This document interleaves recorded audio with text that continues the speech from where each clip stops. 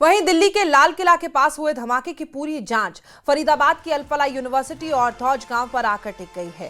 धौज गांव में सुरक्षा एजेंसियों और पुलिस का सर्च अभियान लगातार जारी है। सुबह से लेकर देर शाम तक पुलिस टीमें हर दुकान, हर ठेले, हर छोटी बड़ी शॉप पर पहुंच रही है। दुकानदारों, फल विक्रेताओं और काम करने वाले कर्मचारियों से उनका आईडी कार्ड देखा जा रहा है। पुलिस हर व्यक्ति की पहचान की जांच कर रही है ताकि पता लगाया जा सके कि कौन बाहर से आया है, कौन गांव का स्थायी निवासी है। फरीदाबाद के धौज गांव से ही सुरक्षा एजेंसियों ने 350 किलो से ज्यादा अमोनियम नाइट्रेट के अलावा 20 टाइमर, वॉकी टॉकी और असॉल्ट राइफलें बरामद की थी। पहले फरीदाबाद से विस्फोटक की बरामदगी और उसके बाद लाल किला ब्लास्ट, जिसके बाद पूरे देश में हाईलाइट है। और उसको देखते हुए हरियाणा के जो फरीदाबाद का धौज गांव है, वहां पर आप देख सकते हैं कि जो हरियाणा पुलिस है, जो फरीदाबाद पुलिस है, उसका एक जो सर्च अभियान है वो लगातार जारी है। जितने भी दुकानदार हैं धौज गांव के, उनसे पूछताछ की जा रही है। उनका जो सामान है, उनकी जो दुकानों पे चीज़ें हैं, उनकी जांच पड़ताल की जा रही है। उनका परिचय पत्र जो है वो मांगा जा रहा है। कौन कहाँ का रहने वाला है, ये तमाम जानकारी जो है वो जुटाई जा रही है। तो आप देख सकते हैं आज सुबह से ही जो फरीदाबाद पुलिस है उसका एक बड़ा सर्च ऑपरेशन जो है, जिसको एक सर्च अभियान कह सकते हैं, वो लगातार जारी है। जिसमें जितने भी धौज गांव के दुकानदार हैं या जितनी भी जो दुकानें हैं उनकी चेकिंग की जा रही है। कौन कहाँ का रहने वाला है, उसका परिचय पत्र जो है वो देखा जा रहा है। क्योंकि जिस वक्त फरीदाबाद से विस्फोटक बरामद हुआ और लाल किला ब्लास्ट से पहले 30 तारीख को जो उमर मोहम्मद था, जो इस पूरे नेटवर्क का मास्टरमाइंड बताया जाता है, वो फरीदाबाद की एक मेडिकल शॉप पर आता है, वहाँ पर अपना फ़ोन चार्ज करता है और उसके बाद वो 20 मिनट तक वहाँ पर रुकता है और उसके बाद वो वहाँ से फरार हो जाता है। यही वजह है कि लगातार फरारी के दौरान उमर मोहम्मद किन किन लोगों से मिला, कहाँ पे उसने फरारी काटी, किन किन लोगों ने उसे शेल्टर दी या किन किन लोगों के संपर्क में आए थे, तमाम जानकारी जो है वो जुटाने के लिए पुलिस लगातार सर्च ऑपरेशन कर रही है।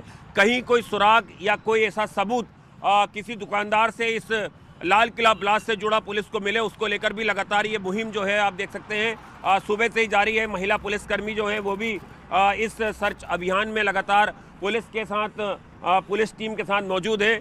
और यहाँ पर भी देख सकते हैं आप, एक दुकानदार जो है उनसे उनका परिचय पत्र मांगा जा रहा है और वो अपना परिचय पत्र जो है वो बाकायदा दिखा भी रहे हैं। यहाँ पर देखिए पुलिस को आधार कार्ड जो है वो अपना दिखा रहे हैं। तो ये सर्च ऑपरेशन लगातार धौज गांव में सुबह से ही लगातार जारी है। जितने भी फल विक्रेता हैं या जो दुकानें हैं यहाँ पर, उनसे यहाँ पर लगातार जो है वो पूछताछ की जा रही है। एक दुकानदार है, उनसे भी बात करते हैं।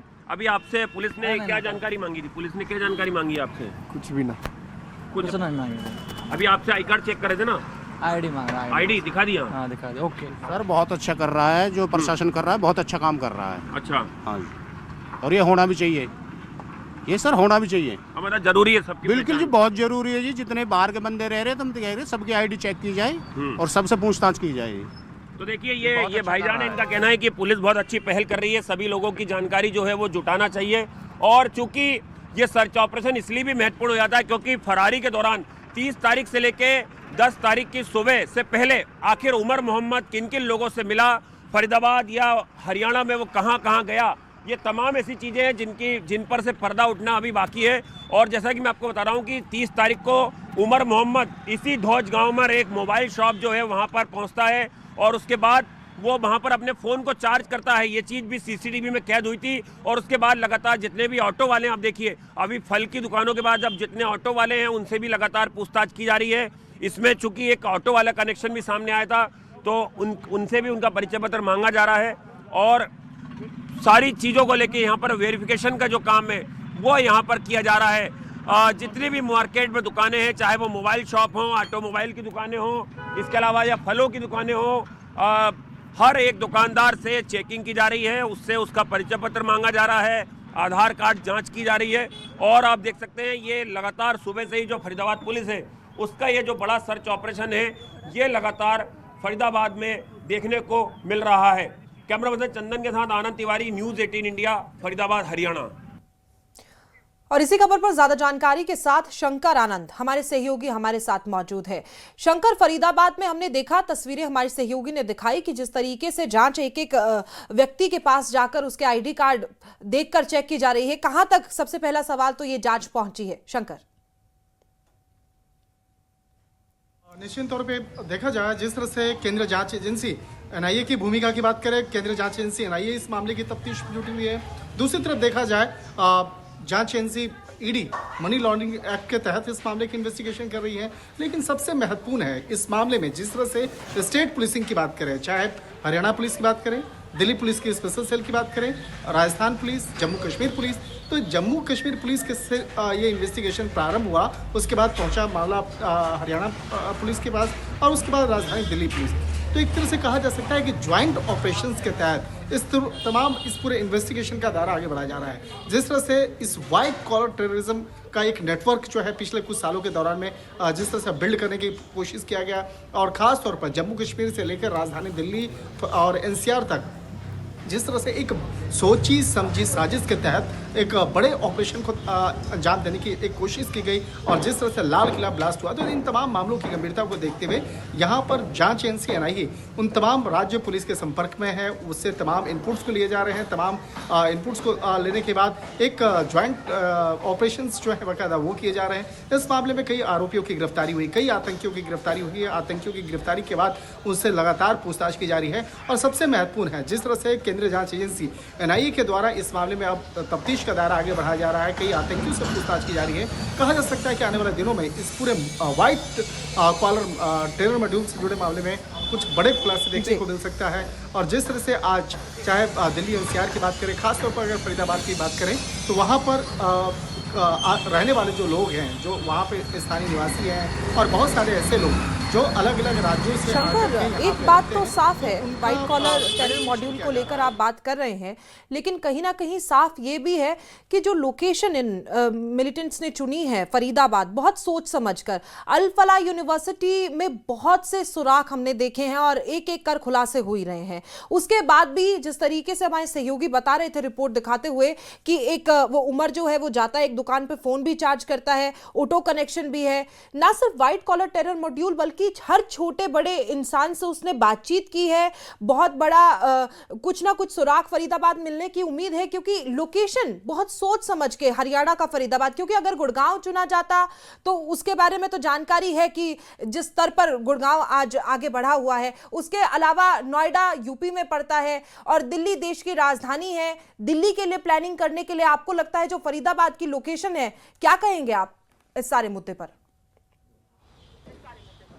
देखिए, अब तक इस मामले में इन्वेस्टिगेशन हुआ है। इस मामले में इतना स्पष्ट हो गया है कि टारगेट एक नहीं, मल्टी लेयर का टारगेट था। कई राज्यों में अलग अलग जगहों का टारगेट था और इसके लिए एक सोची समझी साजिश के तहत ये वाइट कॉलर टेरर मॉड्यूल काम कर रहा था।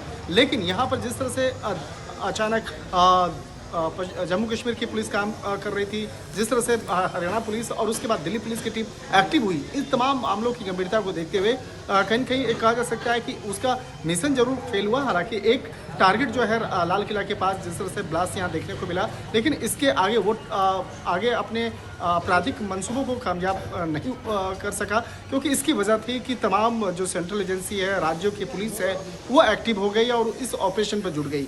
इससे जुड़े हुए तमाम इनपुट्स को खंगाला गया। उसके बाद जिस तरह से इस मामले पर एक्शन लिया गया और एक तरह से कह सकते हैं कि इस मामले पर जिस तरह से अब तक कई आतंकियों की गिरफ्तारी हुई है, तो इस मामले में इस पूरे मॉड्यूल को अब लगभग ध्वस्त किया जा चुका है। लेकिन अभी भी कई ऐसे आरोपी हैं जिसे भी गिरफ्तार करना बाकी है। तो कहा जा सकता है कि जिस तरह से इस मामले में, इस मॉड्यूल में अभी कई राज्यों से गिरफ्तारी होना बाकी है। बात करें चाहे उत्तर प्रदेश की बात करें, राजधानी दिल्ली एनसीआर की बात करें, उत्तर प्रदेश, मध्य प्रदेश और इसके साथ साथ राजस्थान और जम्मू कश्मीर में जिस तरह से पूरा नेटवर्क बनाया गया है, तो उस नेटवर्क को ध्वस्त करने के लिए अब केंद्रीय जांच एजेंसी राज्यों के पुलिस के साथ मिल करके एक ऑपरेशन कर रही है। पिछले कुछ दिनों पहले जिस तरह से जांच एजेंसी एनआईए के द्वारा 6 आरोपियों को गिरफ्तार किया गया, उसे पटियाला हाउस कोर्ट में पेश किया गया और उसके बाद अब आगे रिमांड लेकर के उस तमाम आतंकियों से पूछताछ की जा रही है। तो उस पूछताछ के दौरान में कई ऐसे महत्वपूर्ण जानकारी निकल के सामने आई है कि आखिर कैसे ये व्हाइट कॉलर टेरर मॉड्यूल जो है इसको बनाया गया, किस तरह से इसमें कई लोगों को शामिल किया गया। हालांकि देखिए, आप मोबाइल फ़ोन का जिक्र कर रहे थे, तो मोबाइल फ़ोन जब कोई भी आतंकी जब कहीं पे लेके जा रहा है, आ रहा है, तो कई बार होता है कि उसे आम आदमी के बारे में किसी को जानकारी नहीं होता है।